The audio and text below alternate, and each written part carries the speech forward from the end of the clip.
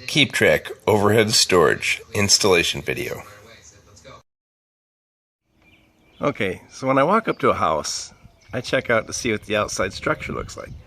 Now obviously there's a downward sloping roof coming straight at us, joists run in the direction that water runs down a roof. And then I look up here, and quite obviously there's 16-inch center joists running the same direction you park your car. Now moving to the inside, I see that once again the outlets indicate, being side mounted to the joists, that the joists are running consistent with what I thought was inside. Now I look here on the hardware mounts and I notice it looks to be, as I eyeball it, 16 inches. When I walk over to this track mount, once again, looks to be 16 inches, where there's two different lag bolts mounting it. Okay, so the next step is to figure out, is this whole region got consistent joists, which indicate it would be true because of the exposed end of the joists in the eave of this house. So I just need to double check, so there's no surprises, that from the area I want to install in is consistently straight joists. And if so, all on a 16-inch on center pattern. So I'm going to start off, I'm going to clamp a couple of these bolt grabbers right onto the nut itself on the lag bolt for the garage door opener. Then I'm going to measure them, make sure there's 16 inches between them, and then start establishing that pattern we talked about. So as you can see, I went down with a couple of magnetic bolt fishers, magnet on a stick, lined them up, and there's my joist. So I'm on my way. So I've now proceeded all the way down to the end to prove that yes, the joists are continuous as predicted by the outside structure, and then reading the telltale signs like the direction of the covers and the outlets. So we're in good shape on this joist. So now I've gone ahead and moved over 16 inches at a time, and I've found 3 more joists heading towards where I need to end up as far as the layout of the Keep Track 12-tote system. And now I've gone completely to the end and I've turned the corner and I'm coming back towards what is predictably in line with this lag bolt right here. If I look down the chute, and I'm going to find that. So I went ahead and put my clamp onto this one, and now I can line these 3 up and see without a doubt that I'm on one joist that continues out and appears outside under the eave on 16-inch centers. So I've checked some other places marked with purple chalk, as you can see, and this whole area that I've wanted to investigate is all consistent at 16-inch center, just like I want it. Okay, so now I've purposely chosen this positioning, which as you can see is slightly over the rails on this side, and then now we need a 24+ inch loading area. Now this is close, but you'll see in a second when the tote doesn't fit that it's not enough room. Okay, so you can see where the next joist is, and it looks to be about 8 inches over from the, or 6 inches over from the end of the track, 8 inches over from the last pre-drilled hole. So what that means is I have a choice of going that way to the next joist and picking up the end hole, or that'll create plenty of space here, but then it'll overlap a bit more over here. So does that bother me? That's really up to the homeowner. So in discussing the layout, the homeowner would rather lay it out like this, with this being the loading area over in the corner. So it's slightly over the garage rail, but that's no big deal. Happens all the time.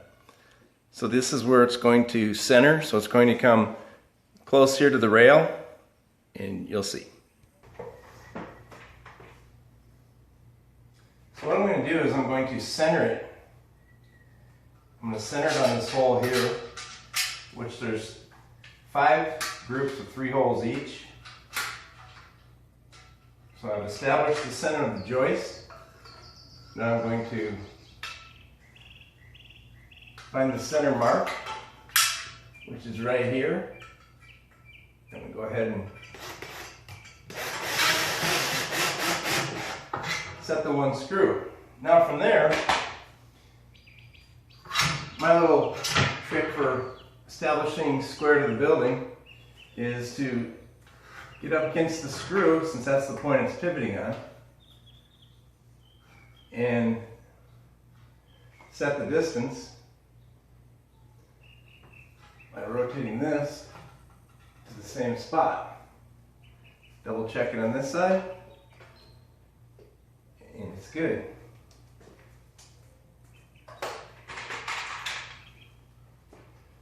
So I'll go ahead and go in the center hole again.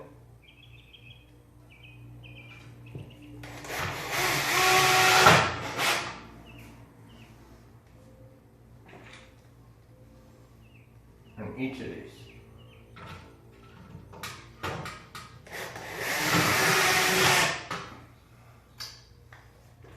As you can see,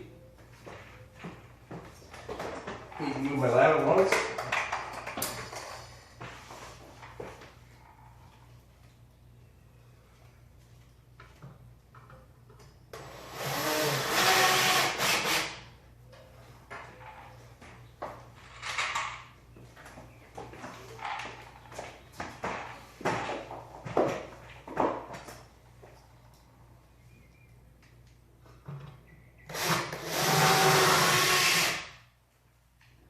Okay, so now I got the first piece of track set.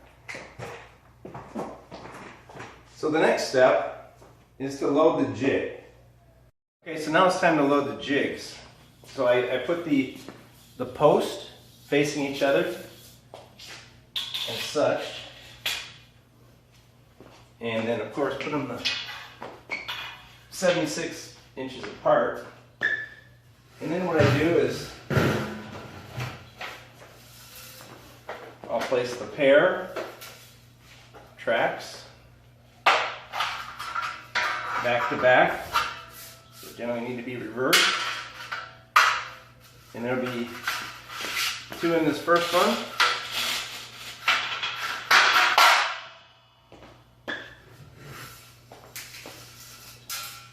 One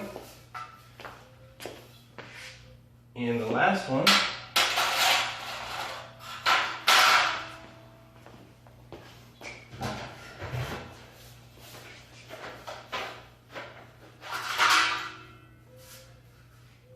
And then 2 in each of the others.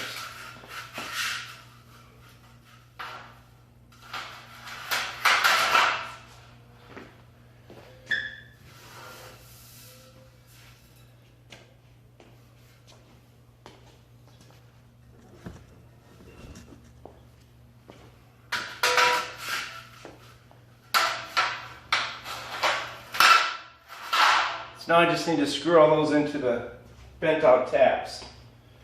We'll do that next.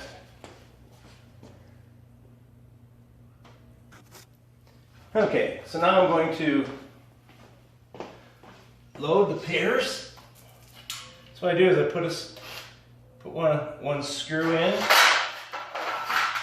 stack these together, line them up, put it through the bottom hole, butt up against there, and nicely lines up. Keep repeating. Like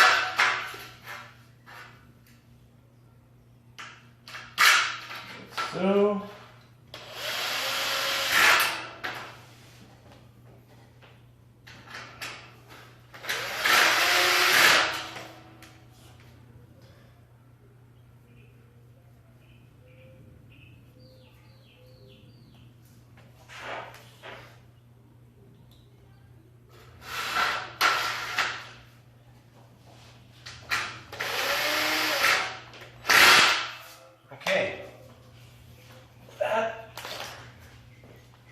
completes.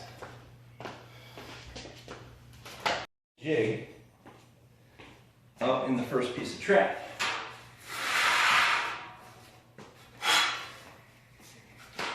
So the flat side is going to swing up to the roof.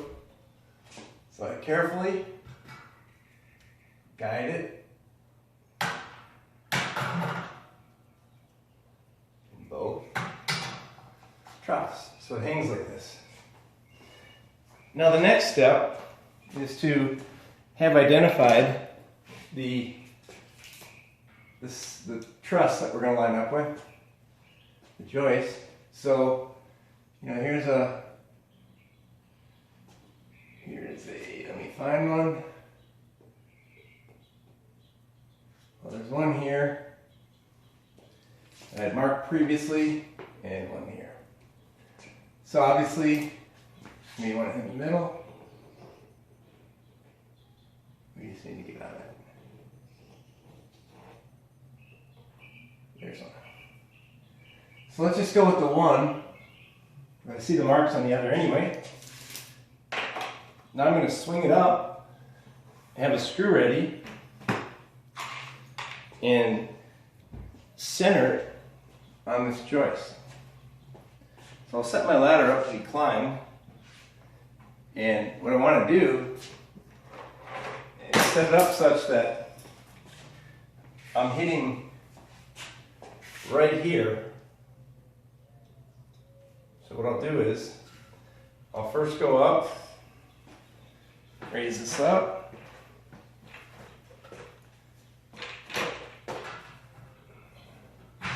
align it with that, and hit it. Now, as you can see, one screw will hold it. So at this point, I don't like to rely on just one screw, so I'll put a second one in. And now basically, I'm free to go put the rest of the screws in. So everything's positioned. Nothing's going to change from this point out. So now I have 5 screws in these two, that's 10, 20, 30, 5, minus the 2. So 33 screws.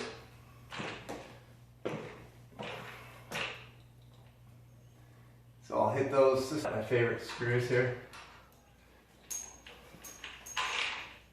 You can tell why.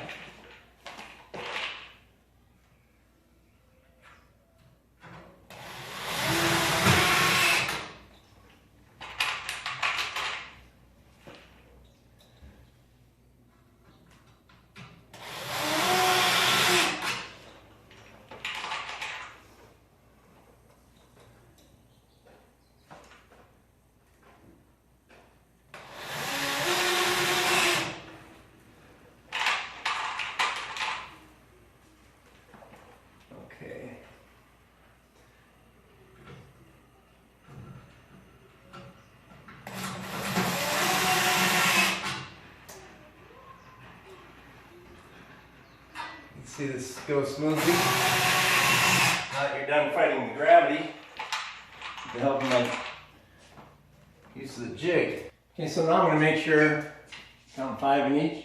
1, 2, 3, 4, 5. 2, 3, 4, 5. 1, 2, 3, 4, 5.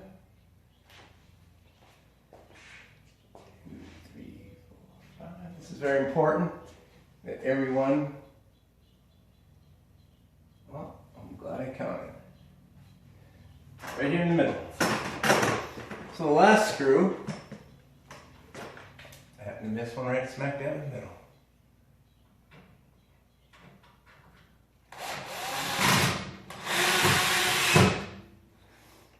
That should tidy it up. I want to finish counting. 5. 5, 2, 3, 4, 5. All right, that completes it. So there's one step left. Okay, the last step is to take the jig away. So now in doing so, you need a screwdriver that's narrow enough to lay in here. That's this this one. There's one. Stuff these in my pocket.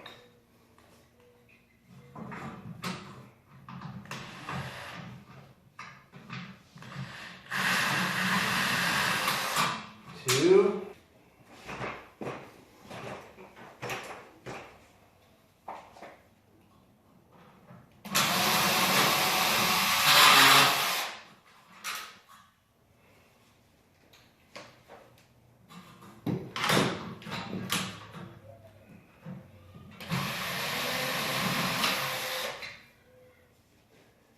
There we go. Better angle. And there's one left.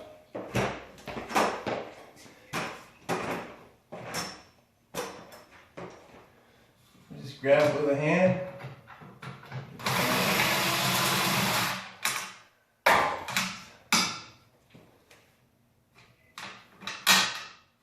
Pull that out. That one. That one fell, I grabbed it. We're done. So here you are. Of course, to demonstrate,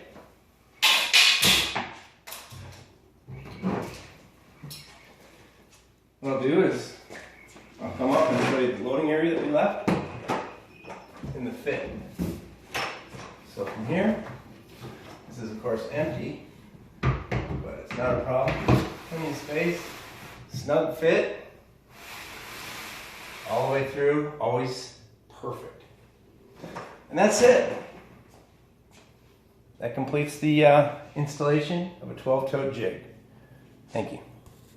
Okay, this is a method to see if 15.5 inches is available for clearance for 20-gallon totes.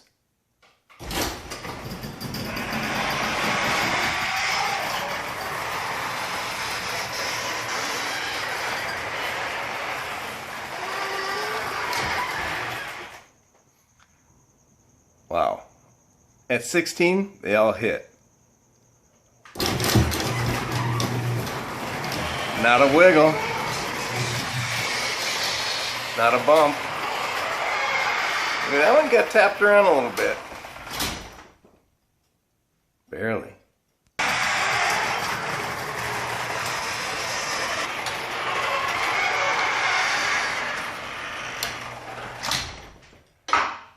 And there it was. So these are all good, except for that one. You notice how the garage door peeks out? Exactly where that one is. So if we skipped a row, went out to here, we'd be good. And that's worth doing for 20-gallon totes.